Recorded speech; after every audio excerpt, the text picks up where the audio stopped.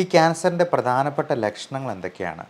എന്തൊക്കെ സിംറ്റംസ് കാണിക്കുമ്പോൾ നമ്മൾ അതിന് വേണ്ട ഇവാലുവേഷൻ ടെസ്റ്റുകൾ ചെയ്യേണ്ടതുണ്ട്? ഒരു കാര്യവുമില്ലാതെ 5 കിലോ 10 കിലോ ഒക്കെ കുറച്ച് മാസങ്ങൾക്കുള്ളിൽ തന്നെ നഷ്ടപ്പെടുക. പിന്നെ ഓരോ തരത്തിലുള്ള ക്യാൻസറിനും ഓരോ ലക്ഷണങ്ങളുണ്ട്. ഇപ്പോൾ തൈറോയിഡിൻ്റെ ക്യാൻസറിന് അവിടെ മുഴകളായിട്ട് നോഡ്യൂളായിട്ട് വരാം. ക്യാൻസർ സെൽസിനെ നമുക്ക് പുറത്താക്കാനായിട്ടുള്ള വളരെ നാച്ചുറൽ ആയിട്ടുള്ളൊരു മാർഗമുണ്ട്. ക്യാൻസർ കേൾക്കുമ്പോൾ തന്നെ പേടി തോന്നിപ്പിക്കുന്നൊരു വാക്ക്. ഈ ക്യാൻസറിൻ്റെ പ്രധാനപ്പെട്ട ലക്ഷണങ്ങൾ എന്തൊക്കെയാണ്? എന്തൊക്കെ സിംറ്റംസ് കാണിക്കുമ്പോൾ നമ്മൾ അതിന് വേണ്ട ഇവാലുവേഷൻ ടെസ്റ്റുകൾ ചെയ്യേണ്ടതുണ്ട്? ഈ ക്യാൻസറിനെ പ്രിവെൻറ്റ് ചെയ്യാനായിട്ട് നമുക്ക് ചെയ്യാവുന്ന ഏറ്റവും സിമ്പിളായിട്ടുള്ളൊരു കാര്യം എന്താണ്? ഇപ്പം ക്യാൻസറിനെ നശിപ്പിക്കാനായിട്ട്, ക്യാൻസർ സെൽസിനെ നശിപ്പിക്കാൻ നമുക്കിപ്പോൾ ഒരു റൂമിലുള്ളവരെ എല്ലാവരെയും പുറത്താക്കണമെന്ന് വിചാരിക്കുക. അവരെല്ലാവരെയും വെടിവെച്ച് കൊല്ലണമെന്നില്ല. അവരെ എല്ലാവരെയും കഴുത്തിന് തള്ളി പുറത്താക്കണമെന്നില്ല. പകരം നമുക്ക് ആ ഫാനിൻ്റെ സ്വിച്ച് ഓഫ് ചെയ്തെന്നാൽ, ആ ലൈറ്റെല്ലാം ഓഫ് ചെയ്ത് കതകും ജനലുകളും എല്ലാം അങ്ങ് അടച്ചിട്ടിട്ടുണ്ടെങ്കിൽ അവർക്കെല്ലാവർക്കും വേണ്ട സന്ദേശം കിട്ടും. അവർ പതുക്കെ അങ്ങ് ഇറങ്ങി പുറത്തു പോകും.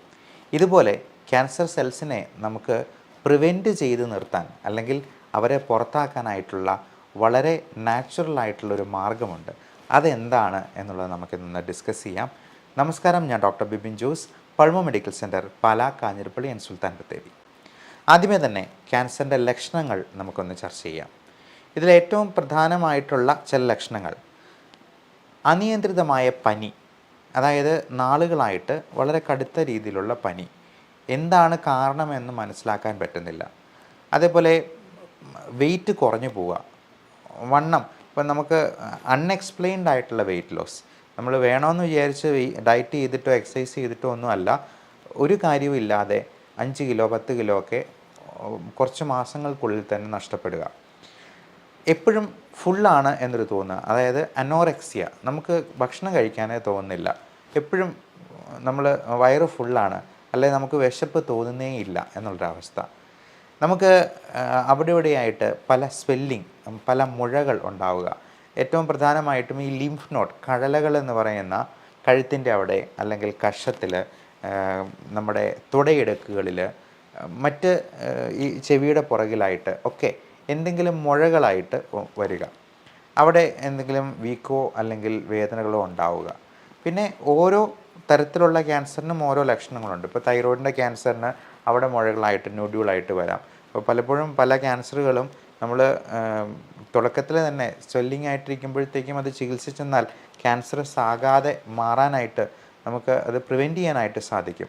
ക്യാൻസർ എന്ന് പറയുന്നത് തന്നെ ഒരു സെല്ലിന്, ഒരു കോശത്തിന്, അല്ലെങ്കിൽ ഒരു ഗ്രൂപ്പ് ഓഫ് സെൽസിന് ഭ്രാന്ത് പിടിച്ചതുപോലെ പെറ്റുപെരുകയാണ്. അത് അൺകൺട്രോൾഡ് പ്രോലിഫറേഷൻ ഓഫ് സെൽസ് എന്നാണ് നമ്മൾ നിയോപ്ലാസം എന്ന ടെർമിനോളജിയിൽ വിശേഷിപ്പിക്കുക.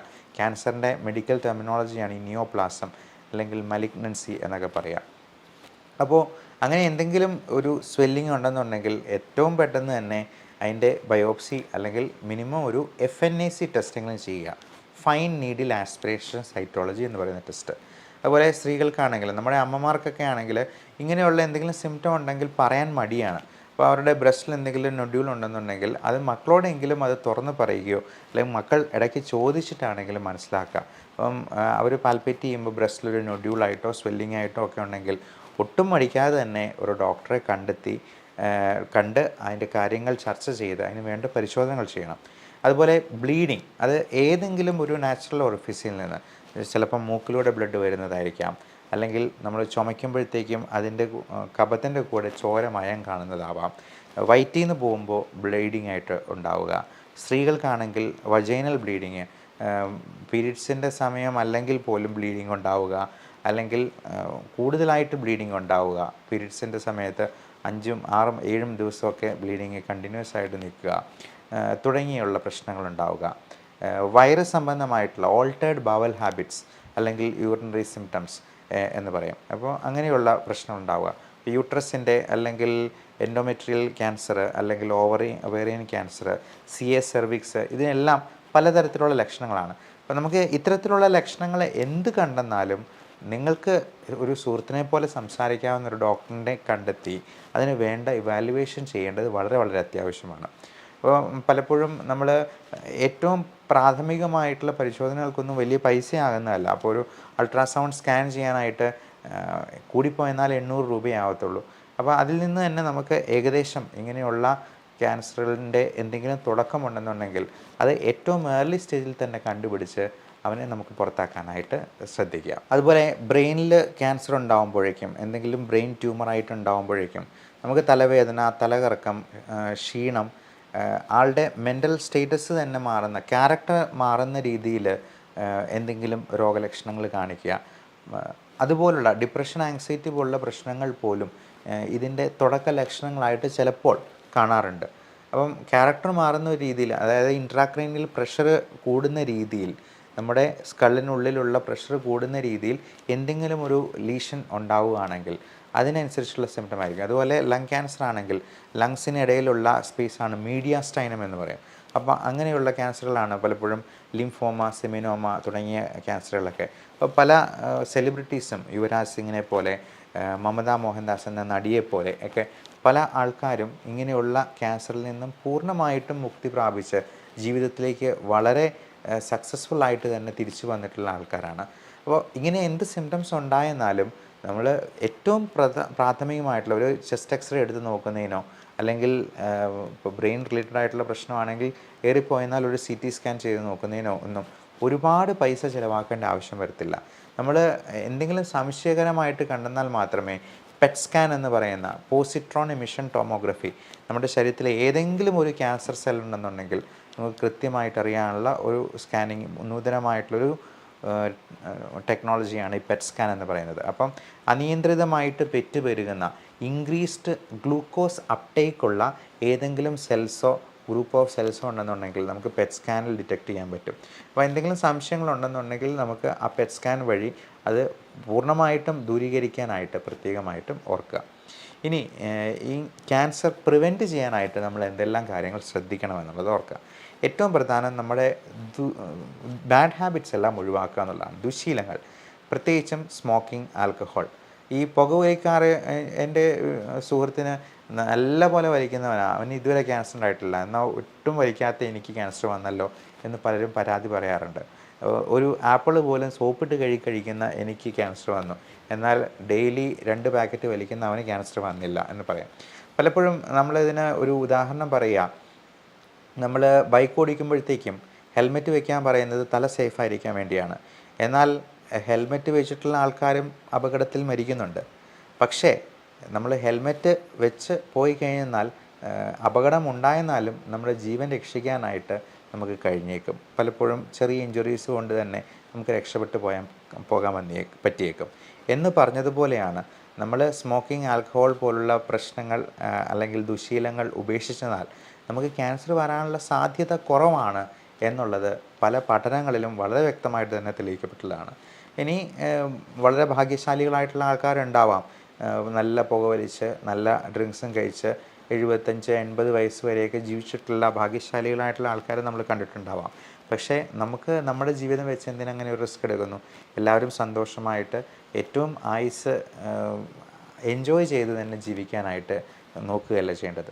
അതുപോലെ നമ്മൾ കഴിക്കുന്ന ഭക്ഷണത്തിൽ പലപ്പോഴും പല രീതിയിലുള്ള മാലിന്യങ്ങളും കണ്ടാമിനേഷനും ഉണ്ടാകുന്നത് വഴി അത് ഒരു ക്യാൻസർ സെല്ലിനെ സ്റ്റിമുലേറ്റ് ചെയ്യാൻ പാകത്തിനാണ്. നമുക്ക് ഏറ്റവും കേരളീയരുടെ ദേശീയ ഭക്ഷണമായിട്ടുള്ള പൊറോട്ടയും ബീഫും തന്നെ എടുക്കാം.